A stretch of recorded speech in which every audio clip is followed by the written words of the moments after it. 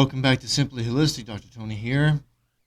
Today, we're going to talk about cortisol, what everybody knows as the fight or flight hormone. Comes from your adrenal glands. We want to talk about what cortisol means to you, whether you have too much, too little, whatever. We're talking about things like adrenal fatigue, and many technical terms like adrenal insufficiency, Addison's disease, Cushing's disease. So adrenal fatigue would be what most people would relate to, which, as the term implies, fatigue. You will feel fatigued. I mean, this may or may not have to do with your adrenal gland. It's one thing that we would need to test to see, hence the reason for this video. So cortisol, which is coming from your adrenal gland. Let's talk about this. Though widely known as the body's stress hormone, cortisol has a variety of effects on different functions throughout the body. It is the main glucocorticoid released from a certain layer of the adrenal cortex. The hypothalamus pituitary adrenal axis, HPA axis, regulates both production and secretion of cortisol. So your hypothalamus, pituitary, and adrenal, which is down here above your kidneys, all work together to produce and release your cortisol. Loss of regulation can lead to cortisol excess disorders such as Cushing's syndrome or cortisol insufficiency such as Addison's disease. Let me pause for a second here. The HPA axis, hypothalamus is up here in the head, pituitary, brain. The adrenal, okay, you can't see that on the camera very well. The adrenal, your kidney is back here behind your intestine. Kidney's back there. The adrenal is just a little thing that sits on top of that kidney. Just not a very good shot there. Okay.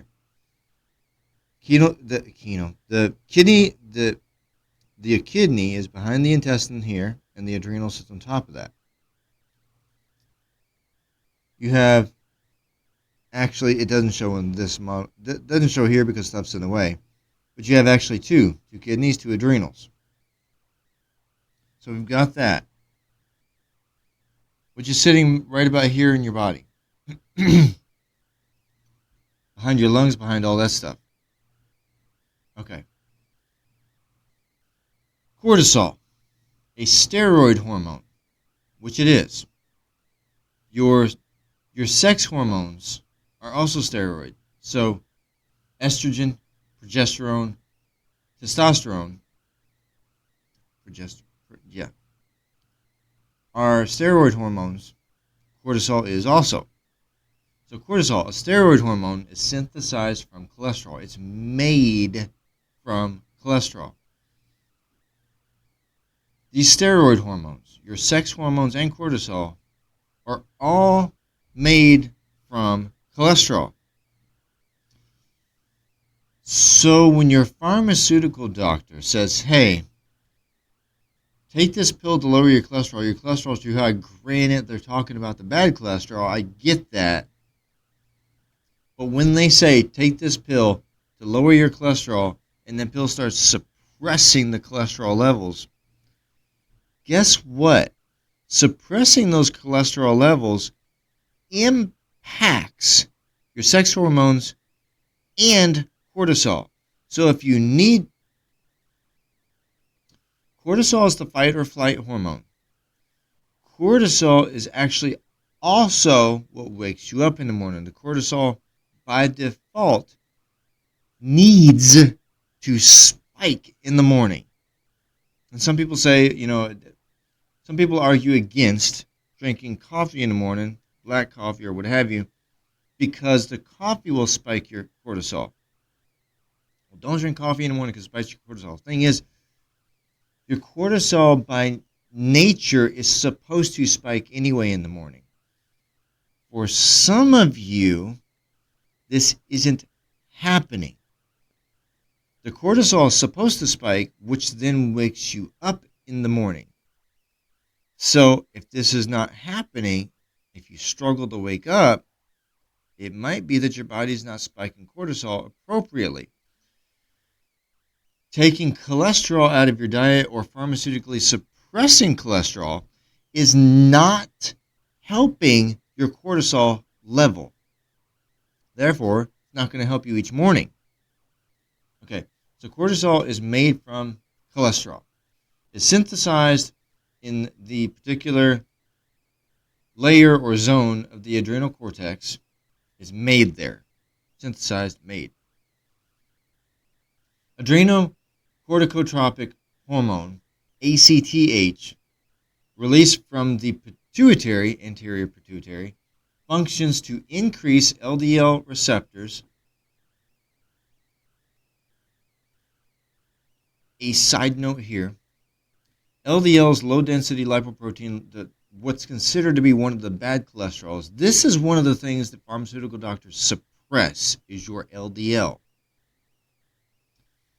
ACTH, released from the pituitary up here, functions to increase LDL. Let that sink in. Your body is sending out a hormone to increase what is considered to be a bad cholesterol. Let it sink in. Functions to increase LDL receptors and increase the activity of cholesterol dismutase, which converts cholesterol to pregnenolone and is the rate-limiting step of cortisol synthesis. So it's a feedback loop there. The majority of glucocorticoids circulate in an inactive form bound to either corticosteroid-binding globulin, CBG, or albumin. Albumin is something that we have on our standard blood test. We see your level of it on our standard blood test. One of the things that we do the very first time you have a visit with us, we set up that, it's a standard blood panel. It's not one test, it's a blood panel. This protein is one of the proteins on that blood panel. We check your levels of that from your very first visit. Okay, the majority of glucocorticoids circulate in inactive form, bound to either CBG or albumin. The inactive form is converted to its active form by another hormone in most tissues, while a separate hormone inactivates cortisol back to cortisone in the kidney and pancreas. So the kidney and pancreas need to be functioning healthily as well.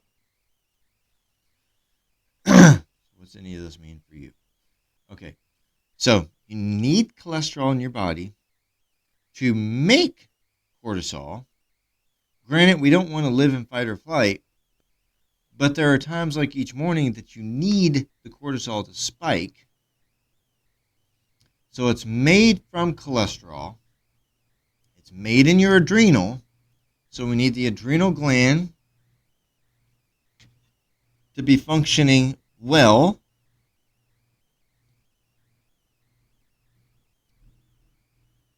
It's tied to your pituitary, so the pituitary releases LDL, which is considered to be a bad cholesterol.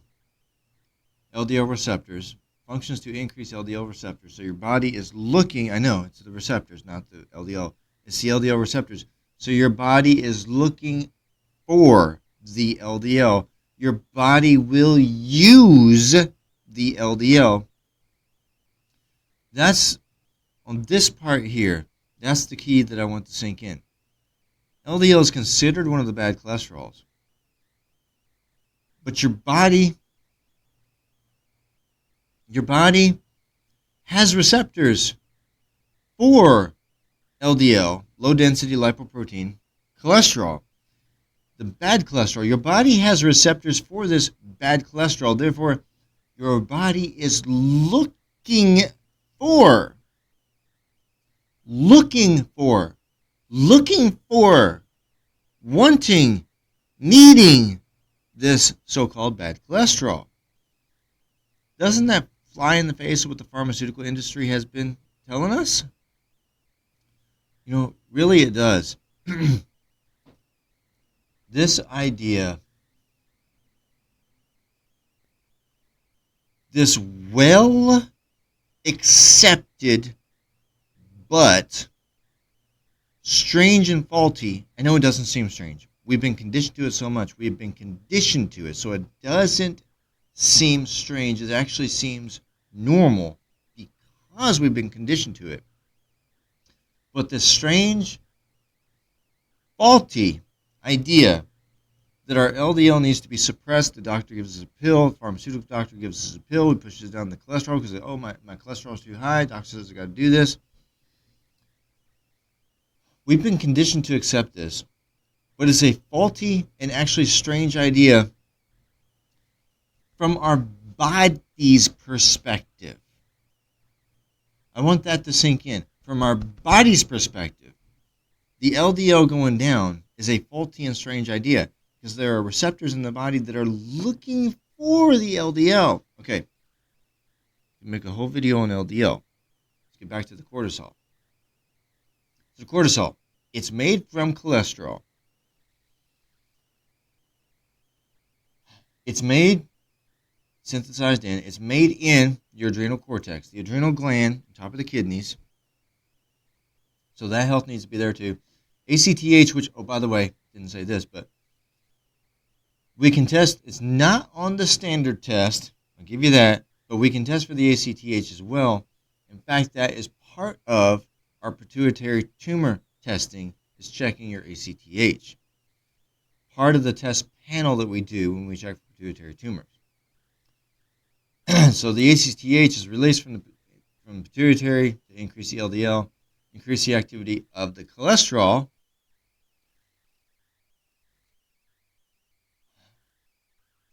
Albumin. Okay, that's skipping down to that. Okay. I did touch on that one. That protein is in our standard blood panel. Okay, organ systems involved. Glucocorticoid receptors are present. The glucocorticoid. That is for this cortisol. The glucocorticoid receptors are looking for this cortisol. So the fight or flight hormone, you have glucocorticoid receptors that are looking for this fight or flight hormone. Also the same hormone that spikes, or that should be spiking in the morning. Should be. Organ systems involved.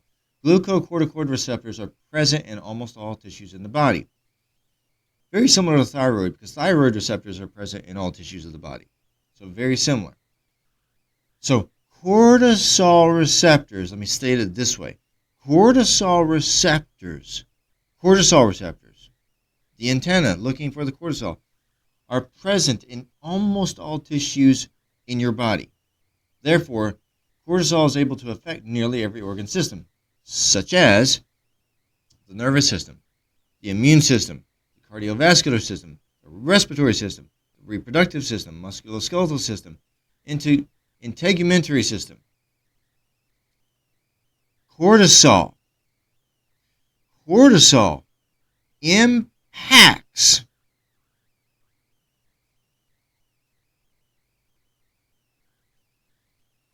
impacts your nervous system. Remember,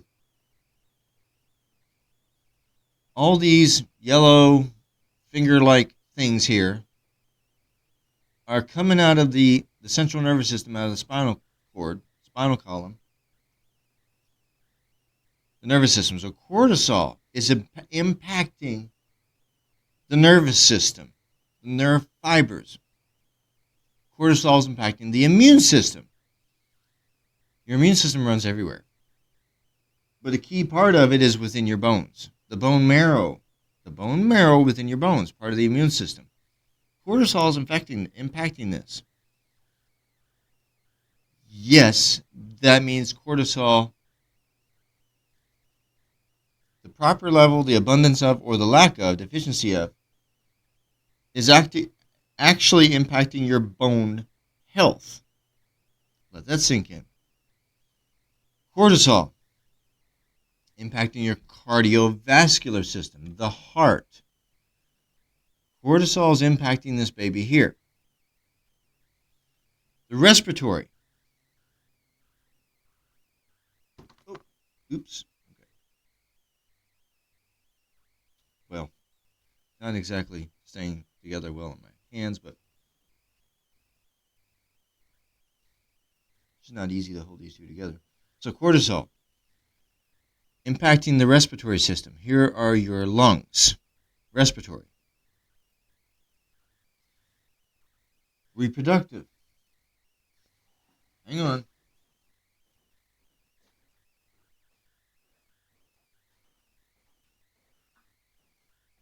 Reproductive. Cortisol is impacting your reproductive system.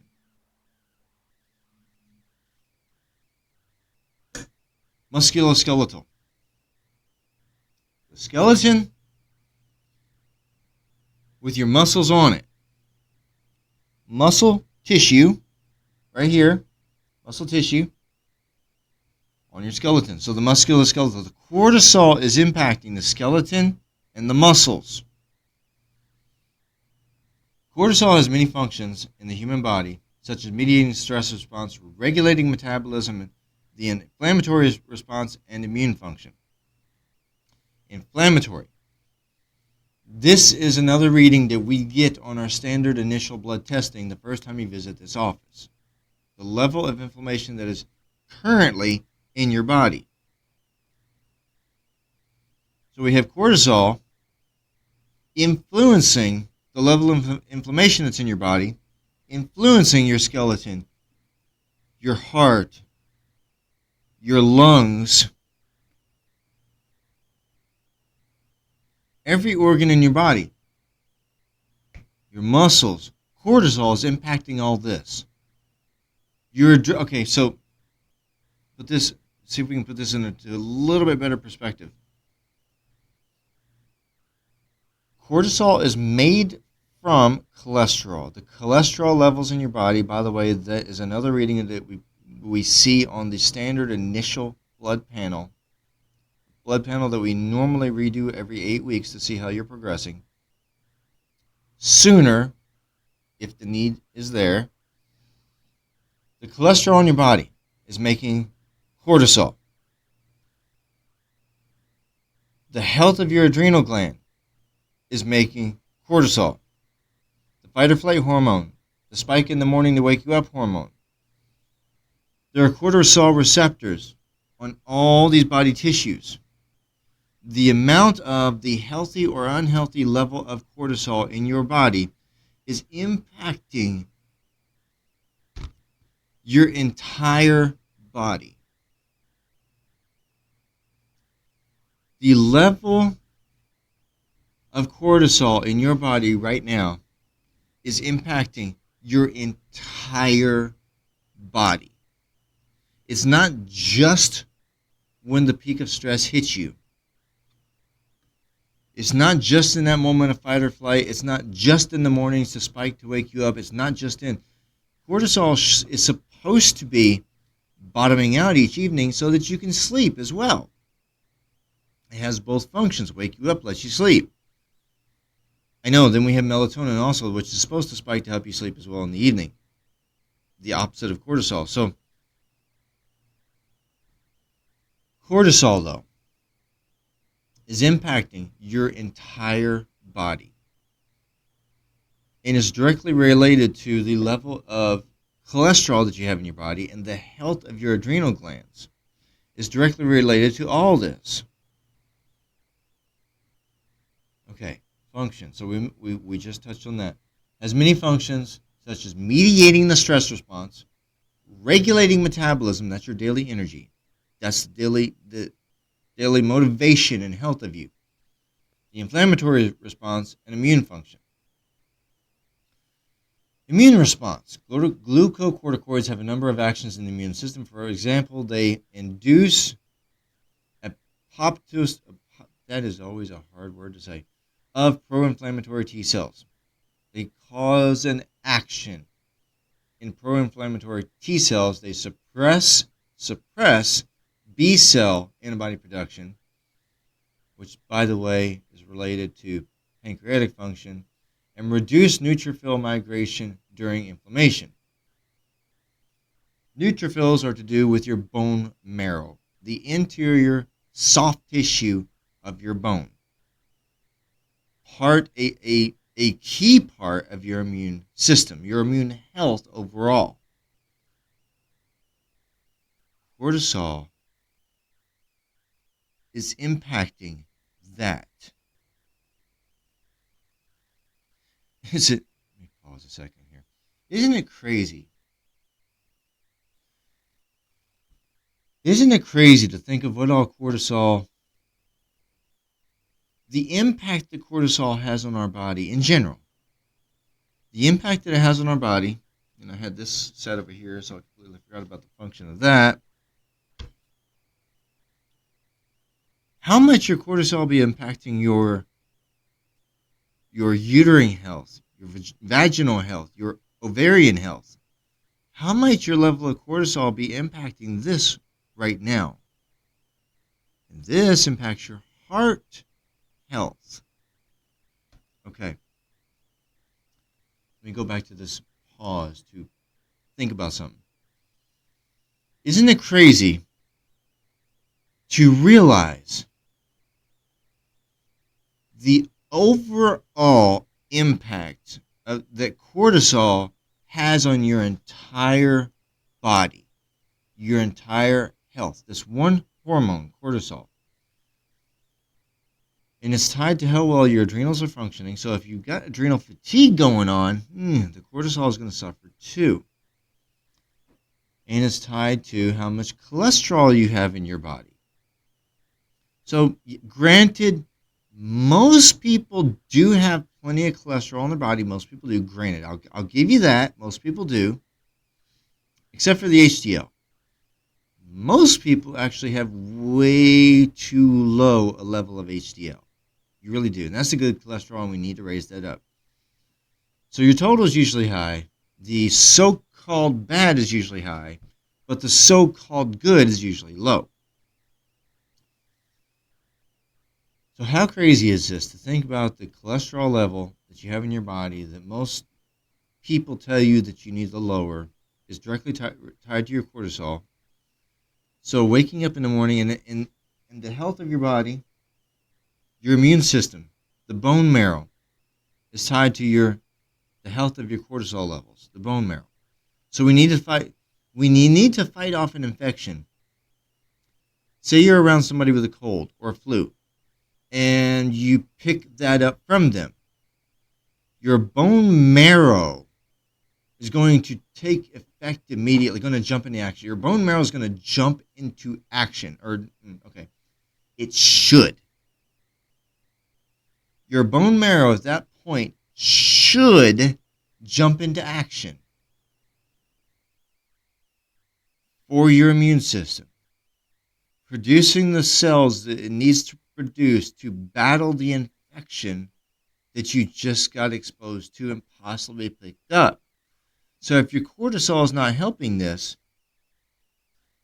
and your immune system is low, and you're around somebody with a cold or flu, or worse, how's that going to impact your body's ability to fight that infection or virus?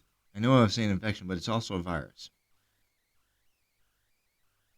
Your bone marrow, which is impacted by your cortisol level, is directly impacting your ability or non-ability to fight that virus or infection. I would say this makes this rank as something fairly important to know where your level is at and to keep an eye on. Wouldn't you? Okay. Stress response. The human body is continually responding to internal and external stressors. Yeah, well, we just talked about a few of them. The body processes the stressful information and elicits a response depending on the degree of threat. The body's autonomic nervous system, part of your nervous system, is broken down into the sympathetic and parasympathetic. In times of stress, the sympathetic nervous system gets activated. It is responsible for the sympathetic nervous system is responsible for the fight or flight response, which causes a cascade of hormonal and physiological responses. So cortisol is supposed to be triggering this cascade of other hormones. The amygdala, some of these words I swear, amygdala is responsible for processing fear, arousal, and emotional stimuli to determine the appropriate response. Fear, something we live in most days. Arousal, something we should be living in more. Arousal, and emotional stimuli. So, before I go any further, did you just catch that? Your level of cortisol, your current level of cortisol, is impacting your fear and arousal states. Okay, just putting this question out there. Is your sex drive or sex life not where you want it to be? Could your cortisol or adrenal glands be impacting that? Something to think about there, huh? Well, we can test all that here. We can. We can see where you're at. And if it's off, we will determine a protocol appropriate for you to treat that. Definitely something else to think about. Tied to your cortisol, the fight or flight hormone. I dare say most of you, the state of arousal is not where you want it to be. Granted, the state of fear is not where you want it to be, but on that note, a lot of us lock the fear away or push it down or suppress it or ignore it so we don't feel the fear most of the time. And I get that. I completely get that. But the state of arousal is not so easy to hide. You know it's there or not there. You know it. There's no, you can maybe hide it to the world a little bit, but there's no hiding it. You can't hide it to your partner. You can't hide it to yourself. So if that's the case with you, let's check your cortisol and adrenal. Okay, so with that said today, find us at justsimplyholistic.com. Get in here to our Simply Holistic office. Go through our intake papers, through our initial gamut of testing. Let's see if we need to dig into this area with you. The cortisol, the adrenal. Let's see if this is something that may be impacting you. If it is, let's come up with the appropriate protocol for your individual biology and treat you. With that said, we look forward to seeing and serving you soon.